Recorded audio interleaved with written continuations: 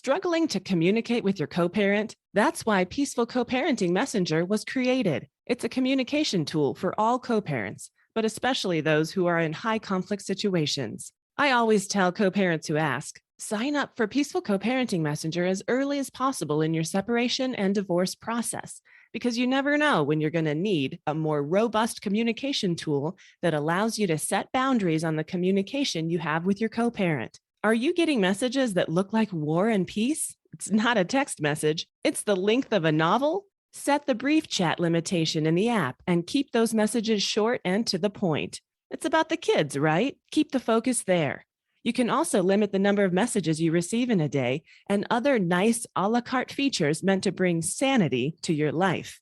You deserve that, and your kids do too. Peaceful Co-Parenting Messenger in the Apple App Store and soon in the Google Play Store. Go to peacefulparentapp.com for more information. Welcome to Peaceful Co-Parenting Podcast, where we discuss strategies and tips to improve your co-parenting situation, especially if it's high conflict. I'm Bianca Balogh, co-parent, mother, and entrepreneur, creator of Peaceful Co-Parenting Messenger app, and believer in turning challenging situations into something positive. This week, the format is a little bit different for a couple of reasons. The first one is that I went live on Facebook for a live stream, so you'll hear that is a little bit different.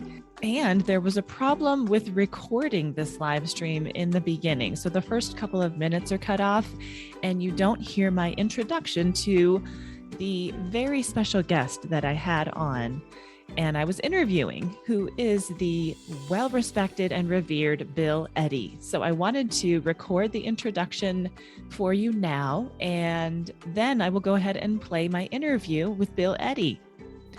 So you might know of Bill Eddy because he is in this field of high conflict co-parenting and other high conflict matters. He is an expert in conflict resolution, a speaker, an author, and the co-founder and CEO of the High Conflict Institute. Bill pioneered the high conflict personality theory and is viewed globally as the leading expert on managing disputes involving people with high conflict personalities. Today, we're talking about his popular BIF response method that has helped so many people navigate the pitfalls of communicating with someone who's difficult. Here's my interview with Bill Eddy. To respond to hostile emails. And and fathers certainly know you get some hostile emails going through separation, divorce, custody disputes, etc. And so it's like, how do I respond to this without overreacting or looking like I'm the difficult person? So the thing is, a BIF response is brief, just means like a paragraph. Even if you got 2 pages of anger coming at you, is just a paragraph. 4 to 6 sentences is usually good enough.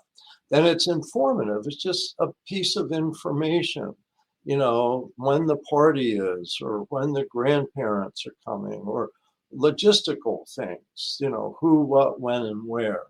It doesn't mean emotions, defenses, judgments, challenges, all of that. Just useful information. Then it's friendly. It doesn't have to be super friendly, but, thank you for telling me your concerns or something like that. And then it's firm. That means you end a hostile conversation. Don't put a hook out there like, well, what do you think about that, Mary? Is just say, and you're done. Your information, what you need to do, and then you're done. So brief, informative, friendly, and firm. Okay. And so does the firm also mean there could be a deadline like associated with the whatever's going on, or? Yeah. So you might end with a question. You might need to know something like, can we switch Friday night this week? Please let me know by Thursday at 5. Yes or no, something like that. So you don't always have a question, but if you have a question, you can still put that in your 4 to 6 sentences and when you want the response by. Because sometimes if someone's real angry or difficult, they don't respond, or they take quite a while to respond. So you want to know when you need to know that response by. And then if you don't get a response, you decide if you need to take another approach. All right. So tell me how did you come up with the BIF response method? Well, it's very interesting. It actually came out of giving a seminar. Um, March 2007. I was giving a seminar with Megan Hunter, my co-founder of High Conflict Institute. And there was a couple judges in the room. There was judges, lawyers, therapists about high conflict. And one of the judges says, so what do we do about these terrible emails that parents are sending to each other? What can we do? And I said, well, tell them they need to be brief. They need to just have information, be just straight informative. They should have a friendly tone, even if what comes at them is hostile. And so I said, that's, because by then I'd been a therapist for 12 years. I'd been a lawyer for 14 years, maybe. So by 2007, I'd had a lot of experience. What helped my clients keep things manageable? And so that's what I said. And one of the judges said, oh, well, that's BIF, B-I-F. Then they said, if you had another F, you'd have the name BIF. So I said, well, that's easy. It should be firm. It should end the conversation and the hostilities. So that's actually where it started. And then started teaching it as a method. It caught on, wrote an article about it, eventually wrote the first BIF book, which I think came out 2011. And that's got a red cover. And then during COVID, November 2020, we came out with one for co-parents. So it's BIF for co-parent communication. Right, right. I'm going to throw up your website here because it does show the books. And this is the bestseller, right? The first one is listed as a bestseller. Yes. So the first one has been out for 11 years. And this one's only been out a year and a half. But I must say, it's much of the time, it's been number one on Amazon's separation and divorce family law category. And so it really, the goal is to keep the peace, to really get done what you need as a co-parent, and then don't keep a conflict going. Just do what you need to do and then disconnect, because otherwise everyone gets worn down and the kids really absorb their parents' upset emotions. And when you're writing a 2-page response to a 3-page hostile email, it spills over. So this makes it so much easier. It's just like pouring some cold water on the flames. And now we're calm again. And it is so good. It can be very effective. I mean, not only are parents like writing these long messages that are then, like you said, spilling over into the children, right? They absorb that, they feel that. But gosh, that's got to take a lot of time too. Better use of your time. Just play with your kids. And yeah. Don't spend your time on a 2-page response to a 3-page hostile email. Is get your paragraph out and then enjoy your kids. Yeah, I mean, so you said the co-parent BIF book, the one that says, your guide to difficult texts, emails, and social media posts, that's been a very popular one. Why do you think it's been so popular? Well, I think it really meets a need of people just not knowing, how do I respond to hostility in an email? And it just, when people respond and say, well, let me tell you why you're being an idiot, just doesn't feel good and doesn't solve anything. And it just keeps going. So I think it's really met a need, which is, how do I respond? But also I might mention that it includes 28 examples of conversations, how not to do them at first and then how to do them instead using the BIF format. And I think people really like it as a reference to go, uh-oh, we got to change the doctor's appointment. Let me look for some tips here. And then there's an example of changing a doctor's appointment and how to say that one. A birthday party, school issues, changing the schedule, all these things. And so we try to include the full range of sample conversations. I think that's why people like it so much, because it's just so practical and it's so simple. Yeah, it is definitely a simple concept, Bill, but sometimes so difficult to do. Why? I mean, you have this unique combination of therapist and attorney, and so your perspective is, I think, so valuable. What's the big problem here? Why do we keep calling each other idiots and being so hostile as Well, co-parents? I think it is a stressful time. Going through a separation, going through custody disputes is super stressful. And so people feel afraid, they feel sad, they feel angry. And then, if you're going to court, you're going to go in front of a judge. Is the judge going to think you're a jerk or think that you're a good guy? What's it going to be? And so there's so much stress around that it kind of leaks out. People impulsively yell at each other or write nasty things and hit send. And so it really helps to have some kind of a calming method around. And if you don't have somebody else handy to help review what you're writing, we have 10 questions in there. And the 10 questions you can ask yourself. Is it brief? Is it informative? Is it friendly? Is it firm? Then does it contain any advice? Because that's going to blow up. Does it have any admonishments talking down to the other person? That's going to blow up. An interesting thing here is that we recommend against apologies. If you got an angry or difficult person you're dealing with, because often they don't they use it against you. And so, see, you admitted it's all your fault, and you're saying, I'm sorry for this little tiny thing. And what they hear, and they've got it in print now, so they're going to hold it up, they're going to print it out and show that to everybody.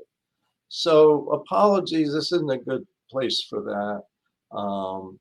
And then how do you think the other person will respond? You go, yeah, maybe she's not going to, there's a sentence that she's going to react to here.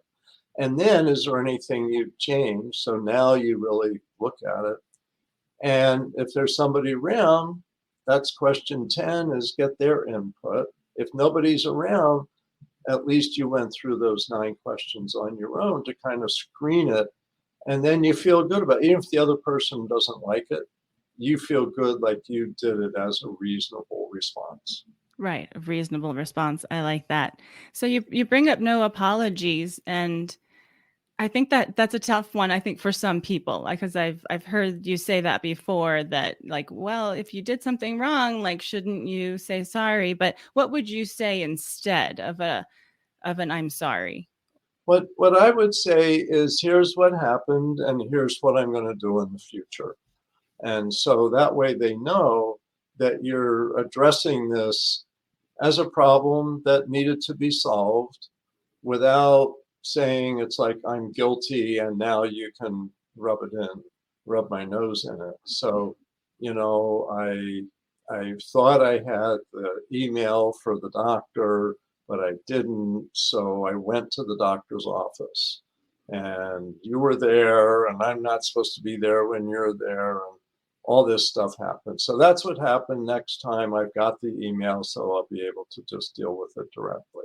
Something like that.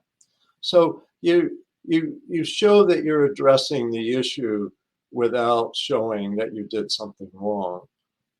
Because we all do things wrong, but when people are really angry or they're just constantly a difficult person, they tend to use apologies against you. And sad to say, you don't want to open the door to that. Mm-hmm.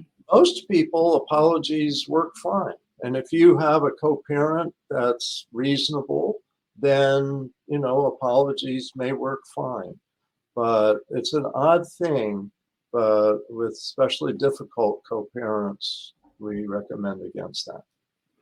Yeah. So is that one tip that maybe a tip off that you have a difficult co-parent is every time you've apologized, they you know, you never hear the end of it, or they're showing it to everyone, or I mean, like, how do you know that you've got a high conflict co-parent? Well, the four characteristics we think of with any high conflict person are, first of all, a preoccupation with blaming others and not taking responsibility for their part in problems. All or nothing thinking, and that's the problem with apologies, that they hear that you're all responsible for it. It's all your fault. Then unmanaged emotions, sometimes just yelling or bursting into tears 3 years after you separated, things like that. And then extreme behaviors, if there's things like knowingly false statements put out on the internet, hiding the kids, hiding money, refusing to work if you can, those kinds of extremes. Domestic violence, which, you know, the worst domestic violence tends to be by men against women, but there's women who do some of the worst domestic violence towards men also, same patterns of behavior. Yeah, so blaming, all or nothing thinking, unmanaged emotions, and extreme behaviors. If you're not sure, try to solve a problem. And if they just get suddenly real angry with you and you made a reasonable suggestion, that may be a sign too. Pretty much from my work, mostly consulting now, people have a pretty clear idea if they have a high conflict X or not. Really? So, because you know, Bill, you do some consulting work, and tell us a little bit about that, and then we can talk a little bit more. Sure. So since I've been a lawyer and a therapist, I've stopped representing people in those roles, stopped treating people as a therapist, and stopped representing clients as a lawyer. And I've also done mediation for many years, and I've stopped taking cases like that. So now I'm totally teaching, writing, and consulting. My consultations tend to be 30 minutes or an hour, and a lot of them are with individuals who don't have a lawyer. A lot of them are with individuals who do have a lawyer, and sometimes the lawyer's on the call as well. So we're strategizing together.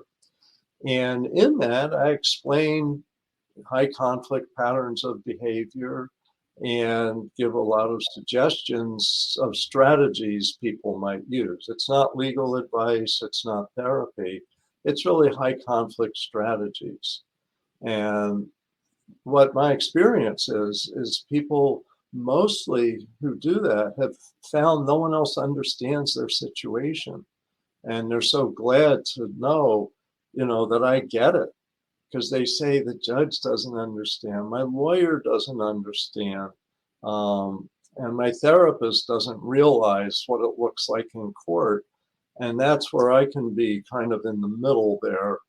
I can translate what's happening in court and also suggest what you discuss with a therapist to help you get a better handle on your case. So my consultations are, just wide open for 30 minutes or 60 minutes talking about high conflict cases. And that's not just family law. It's civil law cases, it's community cases, workplace, etc.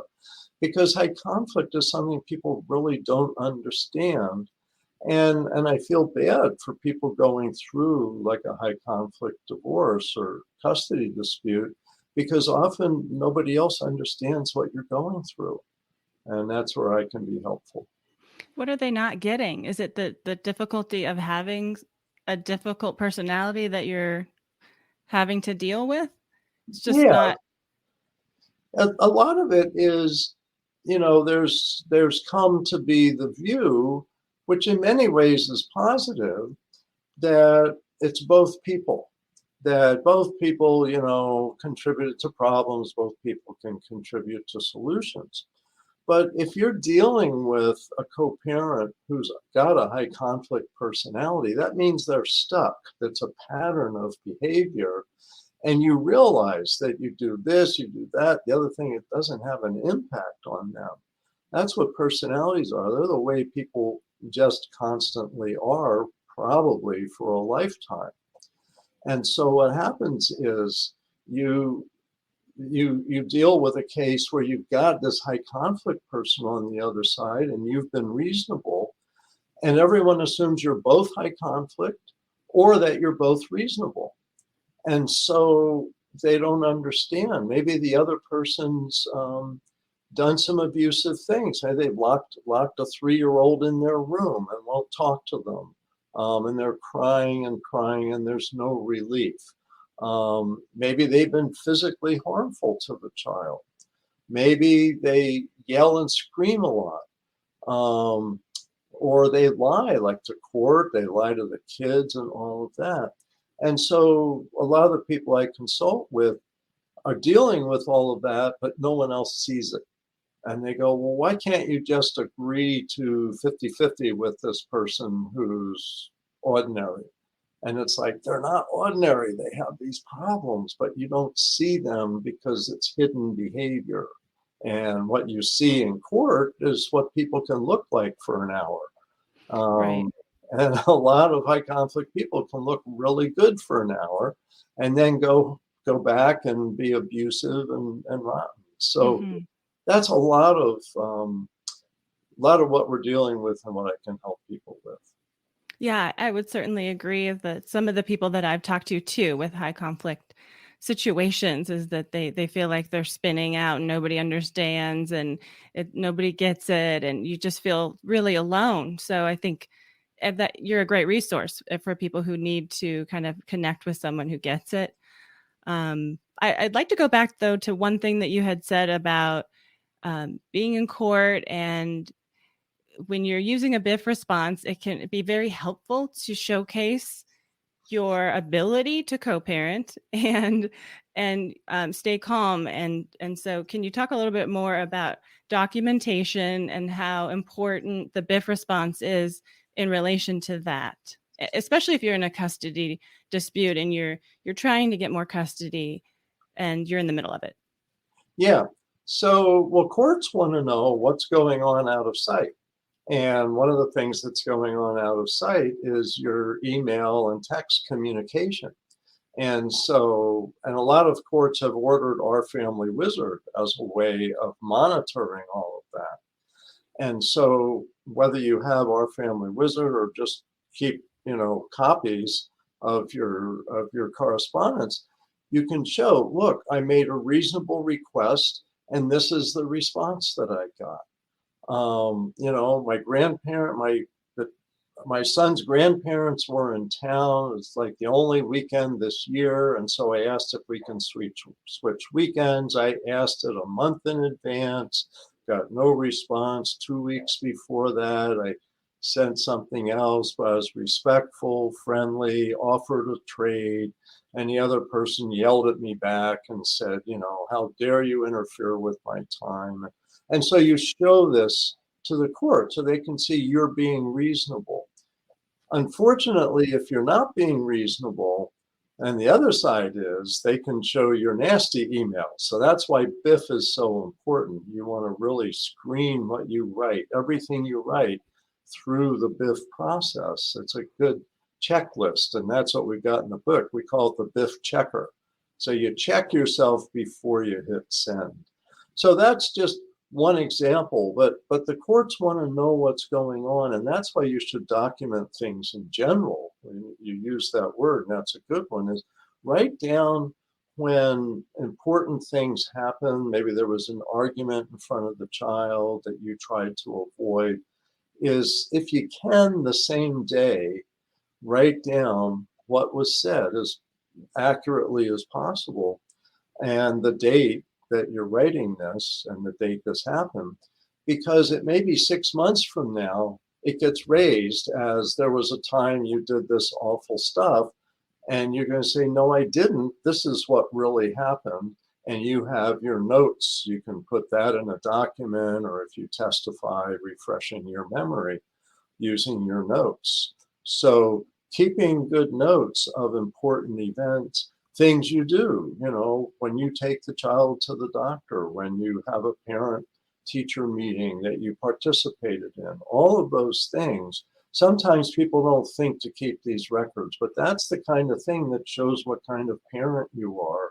And if there's a dispute later on, and a lot of the worst disputes are after the divorce is over, and people don't realize that. I know I had a client who burned his file like the day the divorce was over, and he ended up back in court 6 months later on a custody dispute. He didn't have his records. So anyway, that was before a lot of computer records. So Yeah, I think totally in my own situation, I found that too, of journaling and writing, even if it's just a date and kind of just one or two words of kind of what happened, then you can go back and refer to that. And, I always think, oh, I'm going to remember, but I never do. And it's really nice to have that.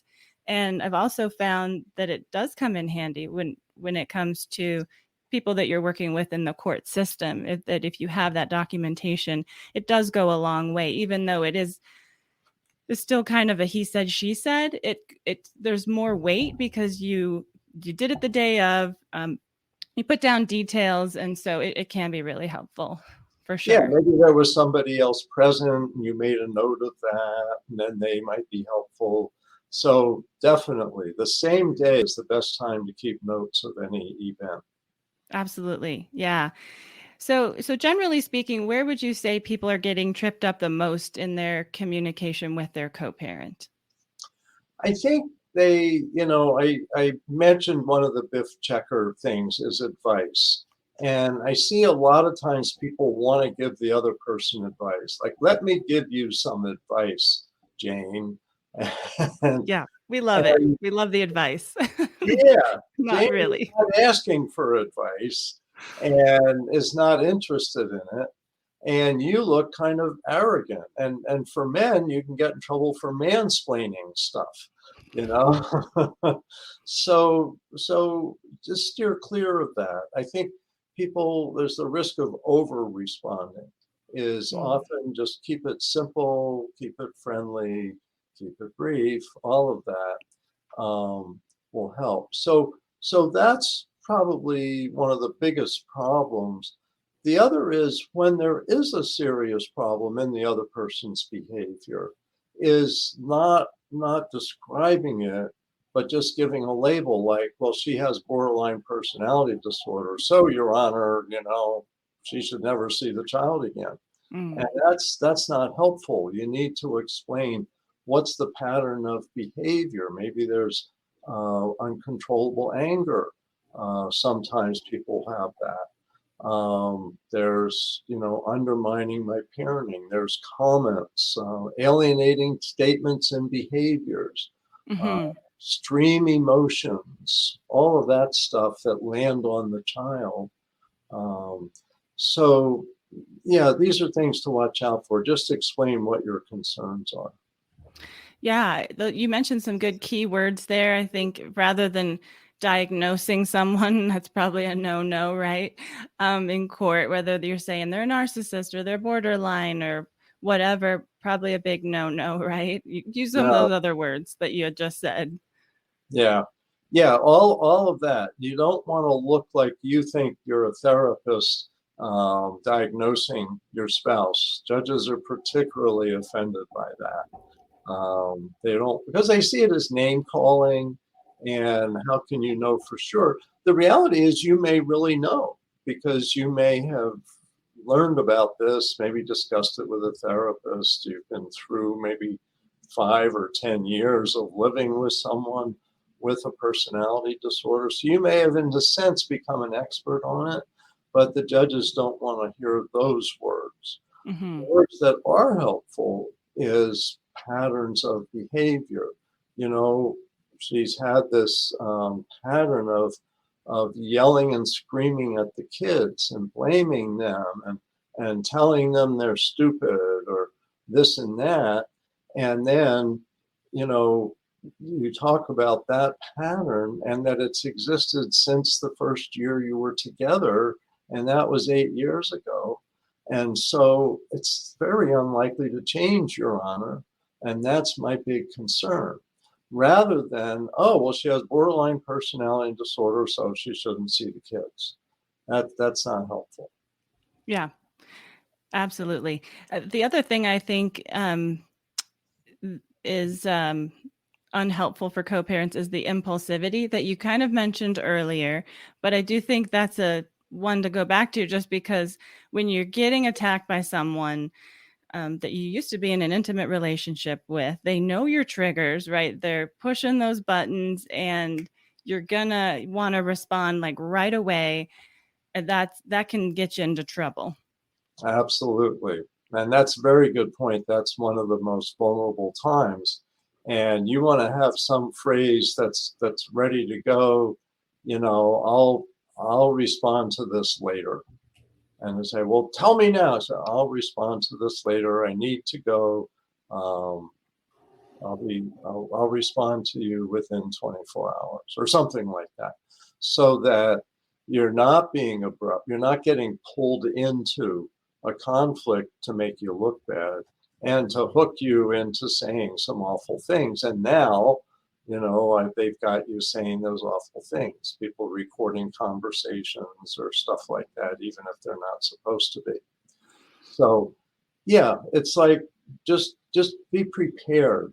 That's the Mm-hmm. thing. It's be prepared for impulsive situations and have phrases that you've got ready to say to get you out of the situation peacefully. Yeah, I really like that, having something in your back pocket that you can pull out.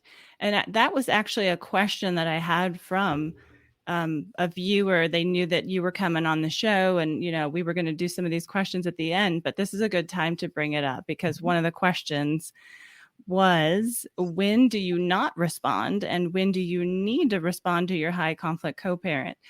That's a good question, because we want to make sure that we're getting that we're telling our co-parent that we've received the message.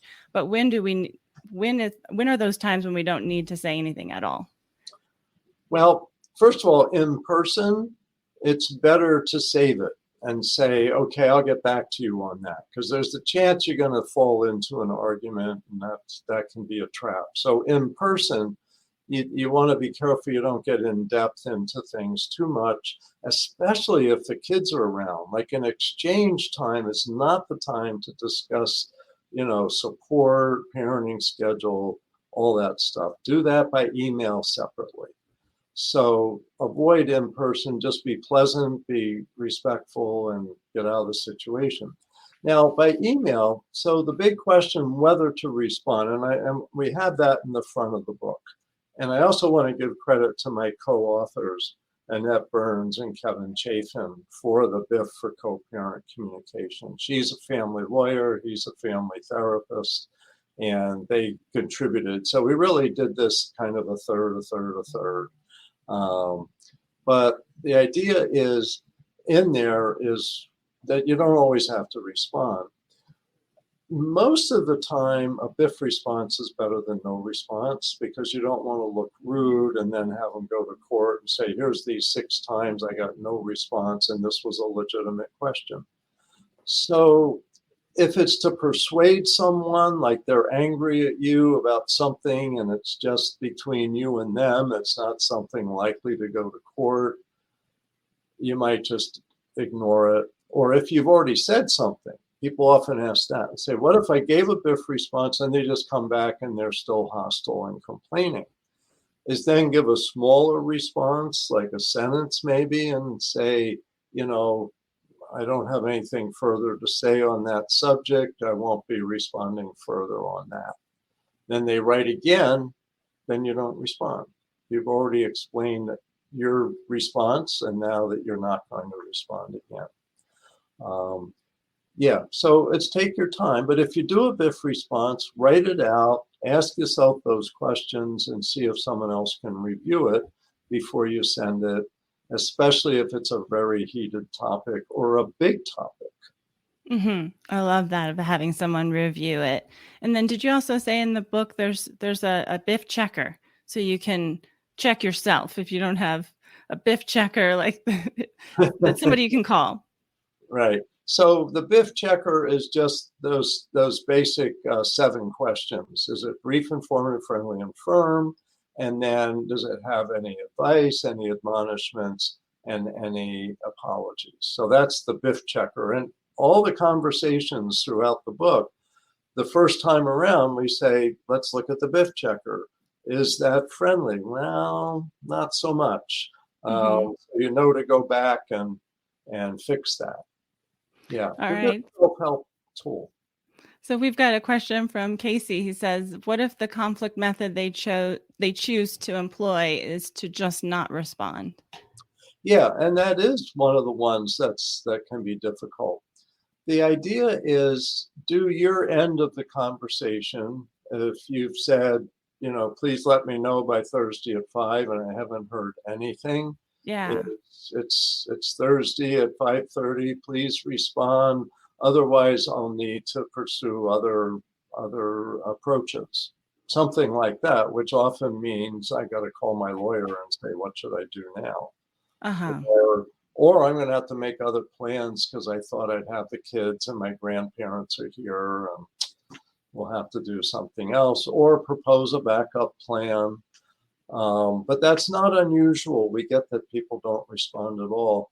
And the thing is, be reasonable in what you do. Try 2 or 3 times and then go another route. If it's on something hugely important, talk to your lawyer, talk to your therapist. Some people have a divorce coach. Talk to your coach. They may have some ideas from their experience with other people. And, worst case scenario, you end up having to go to court on something because they're just not responding. I've had many cases where it's been the whole divorce and we've sent a proposal out and we don't get any response. And so following up on that proposal and we don't get any response. So we keep that correspondence. And if we end up in court, there may be a place to say that is we try to negotiate. Now, keep in mind, courts don't want to know what your negotiation terms were. That's usually confidential. But you might say, I got 6 efforts to communicate on this proposal and never got a response. And we might not have had to come here, Your Honor, except the other person just never responded. Right. I do think that this is a common one that comes up. And I have talked to some co-parents who have in their parenting plan that their co-parent needs to respond within a certain time frame that's written there. So that's good. And like 24 hours or 48 hours for non-emergency issues is a really good idea because the 24 hours gives you time to calm down because maybe it was hostile and you felt pretty angry back. Right. And now you've calmed down. And let me just add a tip here that came from Kevin Chafin, that one of the co-authors, is what he started doing with his counseling clients is teaching them to go through the email they receive, like a hostile email, and to rewrite that as a BIF and see if there's anything in there that they really need to respond to. And sometimes it's 2 pages and there's 1 sentence that's a question and that's all they need to respond to. So it may make it easier to rewrite the other person's incoming email and then respond to that. And it's good BIF practice too. Yeah, it's a double BIF. Yeah. So yeah, sometimes I do think when it gets really bad, right, your co-parent will just not respond. You could, like you said, document, you bring, I mean, if you have the time and the inclination to go to court and really then let's modify the parenting plan to state we need a response within a certain time frame. So unfortunately, that could be an answer there, but that's a tough one. So I had mentioned triggers earlier, we're with this, it's a former intimate partner. They know our triggers, they know our buttons. Understanding our triggers, I think, is so important because then we know when we need to take that breath before we respond, right? So, where does like some inner work on yourself come into play here, do you think? Well, I think throughout the process, I've recommended that people consider getting a therapist early on, even if you don't see them every week, that you have someone that something comes up you can go to who's kind of familiar with you. It sometimes helps to meet with such a therapist before even a separation or divorce gets started. So you've kind of got someone to help you not overreact, help you know, is this a reasonable response or not? And maybe help you know what to expect from the other person if they understand kind of their personality traits. So, but you don't have to go every week, just have somebody available for when things get too overwhelming or too stirred up. I think just in general is journaling helps people looking at what was my part? What did I do? What are some things I do want to change? Something like 70 or 80% of people are going to get in a new relationship within 2 or 3 years. And so you want to make sure you don't have any unfinished business that spills over into a new relationship. So self-reflection, therapy, journaling, all can be helpful. Absolutely. Totally agree. How about like co-parenting classes? Can that be helpful too? Like a high conflict co-parenting class. Absolutely. And of course, we have one. We call it New Ways for Families. Now, this is something each parent does separately, but they learn the same skills. We have 4 big skills: flexible thinking, managed emotions, moderate behavior, and checking yourself, not the other person. And so this helps you approach conflict in a manageable way. Then we have specific skills to practice, like BIF emails, giving yourself encouraging statements to stay calm, making proposals for decision making, problem solving. So this is I think, good way. And we actually encourage judges to order this in cases that look like they're going to be high conflict. So both parents learn the same skills. And if one parent's pretty reasonable, they'll be able to use these skills to help them cope with the other parent. And if the other parent's pretty high conflict, it may calm them down a bit. And that's what we've seen in many cases. Yeah, so Dave Fisher has kind of chimed in here. I appreciate Dave's responses and his comments. And one of them that I can't find, but he was mentioning, like, is this a learned skill, like the BIF response? Like, is it something that gets easier with time, or can you speak to that a little bit? Yes, it's a learned skill and it gets easier with time. Definitely. The more you write them, the more you go, okay, I've got to use some phrases from before. Like one I use a lot is, thank you for telling me your concerns. And so, and I deal with this as a professional. I get people may want to criticize me. They may say, Bill, you're doing it all wrong. You should do it some other way. And I'll write back, thanks for telling me your concerns. Here's some information you may not have. This stuff seems to have worked for, a couple thousand people. So I think give it a try and hang in there. So I have to use it too. But you can be respectful and have some phrases that you use over and over again.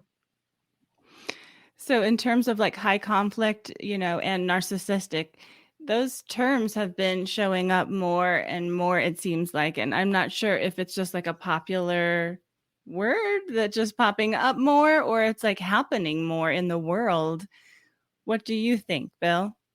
That's a huge subject, so I'll tell you briefly. First of all, the first time I saw the word high conflict, it was applied to high conflict families in a book in 1988 for high conflict families going through divorce. One thing a lot of people don't realize is until about 1980, parenting issues were pretty simple. The kids went with mom, and dad got a small amount of time. And in a lot of cases, dad just kind of was no longer involved with the kids. And so starting in around 1980, the idea of having more equal involvement of parents really got going. And as that got going, that meant decisions had to be made and people had to present their case.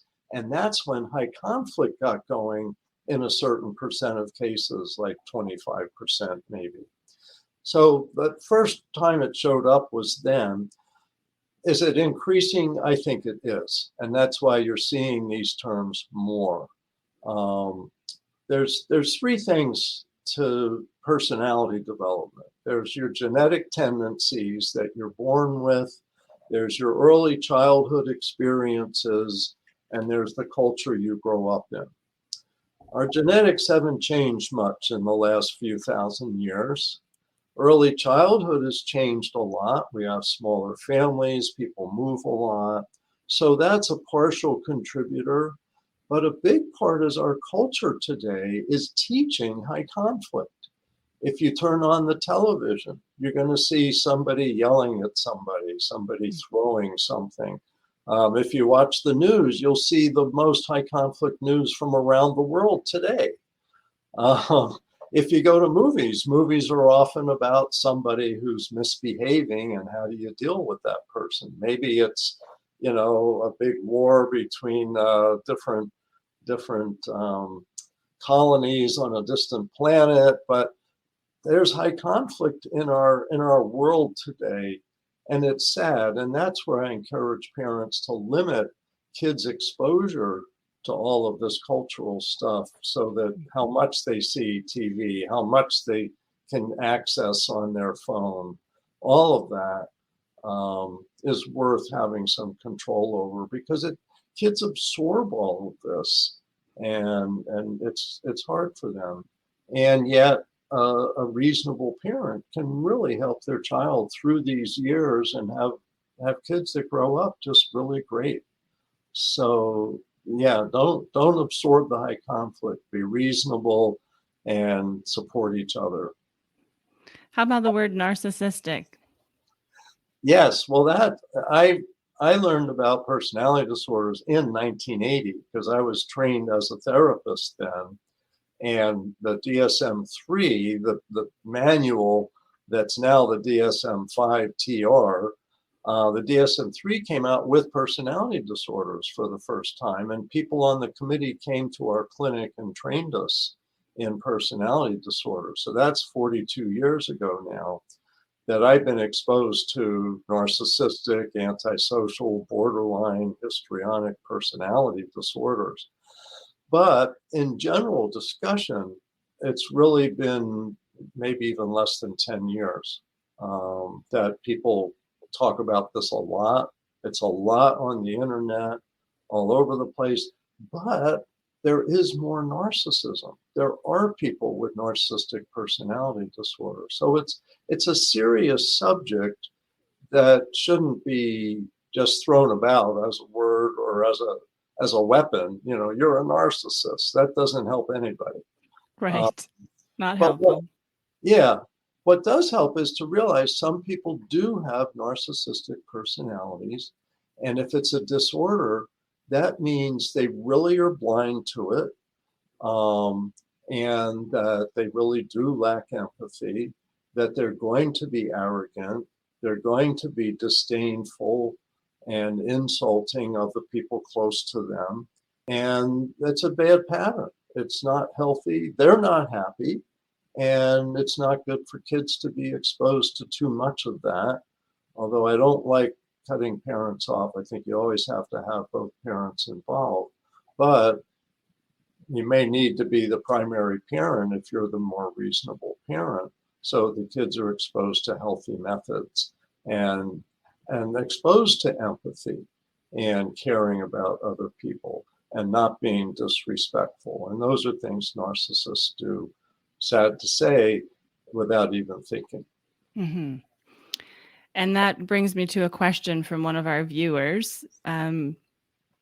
Elliot James Rose asks, what do you do when your narcissistic co-parent blames you for doing the things they are actually doing? That whole projection thing. Yeah, no, people need to know about projection because that drives so many of these conflicts. And sadly, a lot of professionals don't pick up quickly on projection. That's where you have at least those three theories.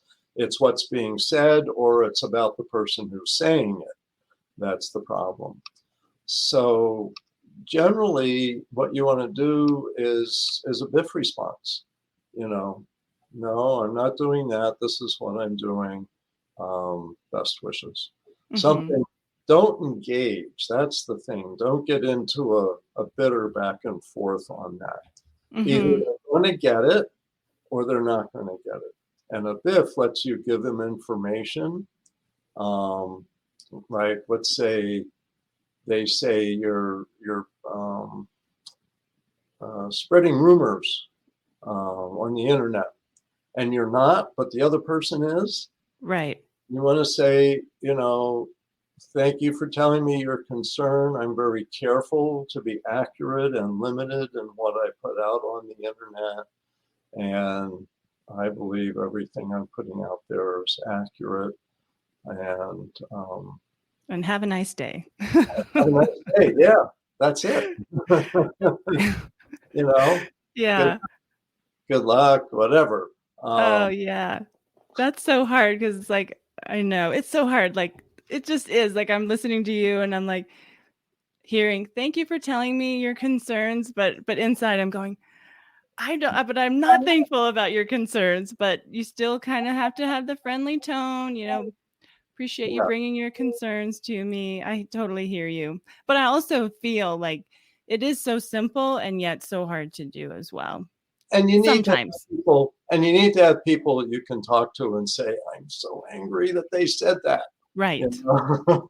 Get that out and then go write your BIF response. Somebody else, not the person that wrote that. Absolutely. All right. So we're getting close to the end of our hour. So I want to make sure to get some of these other viewer questions in, Bill. Sure. So another one is, okay, so it's one peaceful co-parenting messenger user asks, and so let me give you a little background. Apparently her husband has sole decision-making regarding their children's healthcare.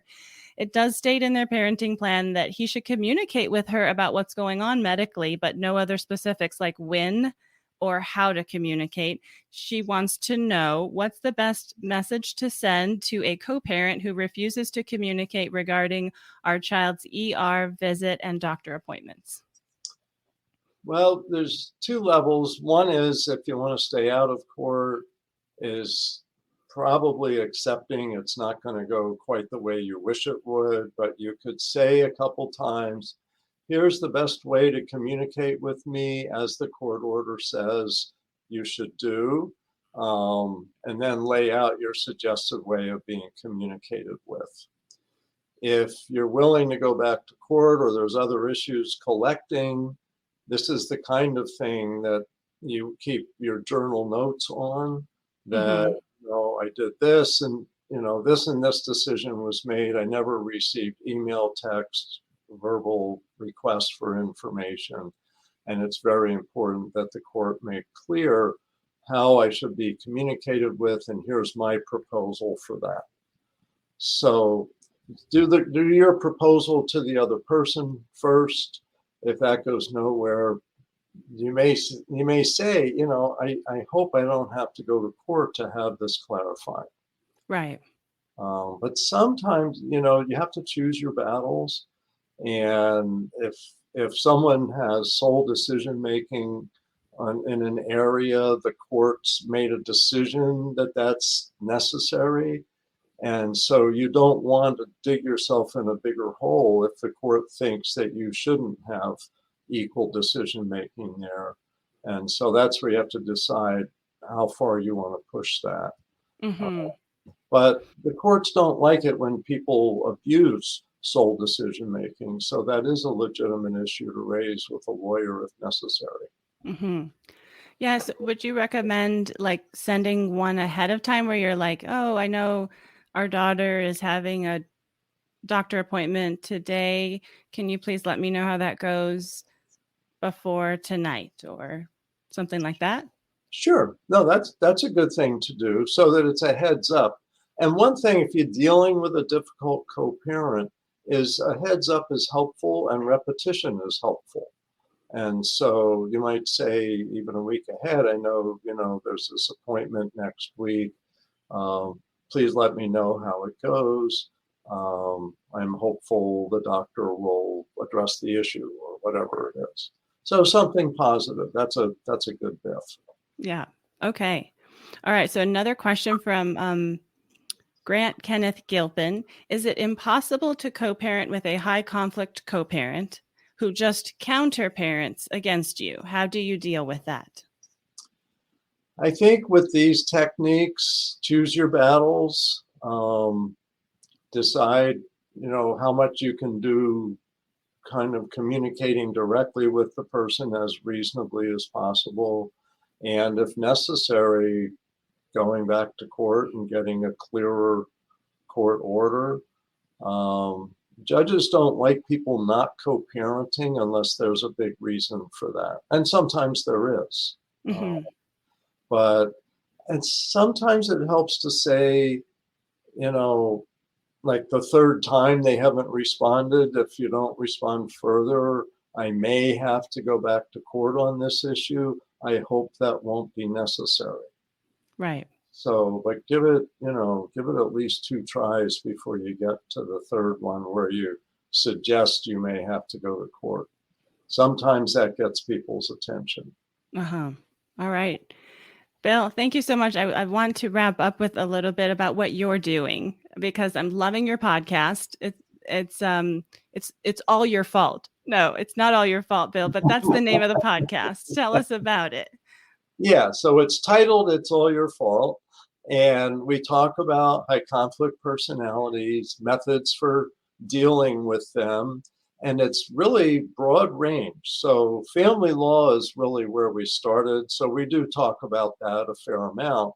But we talk about other disputes. People have neighbor disputes, workplace disputes. There's probate, people when parents, elderly parents need conservators or whatever. All of these areas of high conflict we address. We interviewed recently someone who does a lot of consulting with schools and school boards and stuff because there's more high conflict at schools now. Yeah. So it's very wide ranging. We talked about Vladimir Putin and the war in Ukraine some. We talked about, it's hard to keep track of everything we talked about now.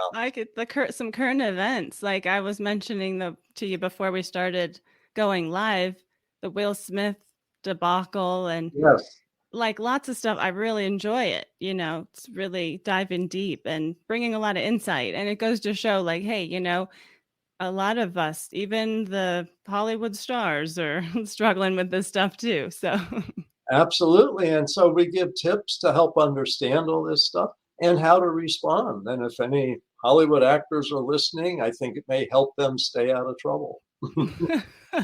Are you working on any books right now? What's ahead for you?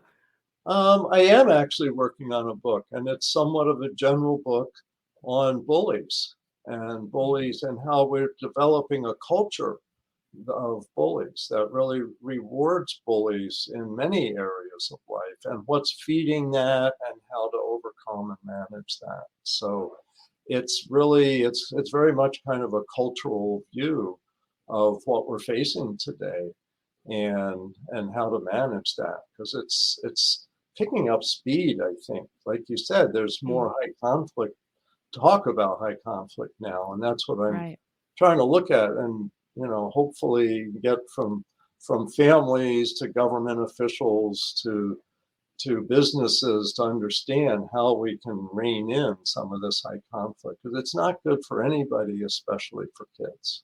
Absolutely. Interesting. I'll be really looking forward to that, Bill. And That's at least a year from now. At least a year. We're a year out. We got some. Okay, we'll have to wait for a little while for that one. Yeah. But I appreciate you so much. You've given us so much insight tonight, and I just want to thank you so much for joining us, and really appreciate it. Thanks, Bill. Thank you so much, Bianca, and best wishes with your good work. I think you're doing some great service to people. Thanks so much.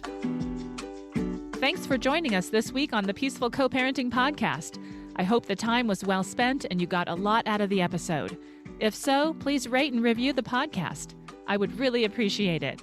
If you're interested in sending me a feedback message, asking a question, suggesting a podcast topic or guest, or downloading Peaceful Co-Parenting Messenger as a tool for better communication with your co-parent, go to peacefulparentapp.com or see the links in the show notes. Have a great week, and as always, stay peaceful.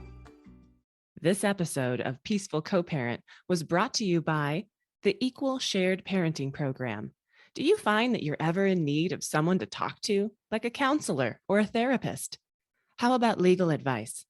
If you've looked into it, you know these services can add up financially. That's why the Equal Shared Parenting Program exists, to help parents be their healthiest holistic selves. It's a membership program that offers discounted and free services like behavioral health, free tax prep and advice, and access to financial education and credit counseling, all for the low price of $29.99 a month. Learn more about the Equal Shared Parenting Program by going to equalsharedparentingbenefits.org/PCPM. The PCPM stands for Peaceful Co-Parenting Messenger. That's equalsharedparentingbenefits.org/PCPM.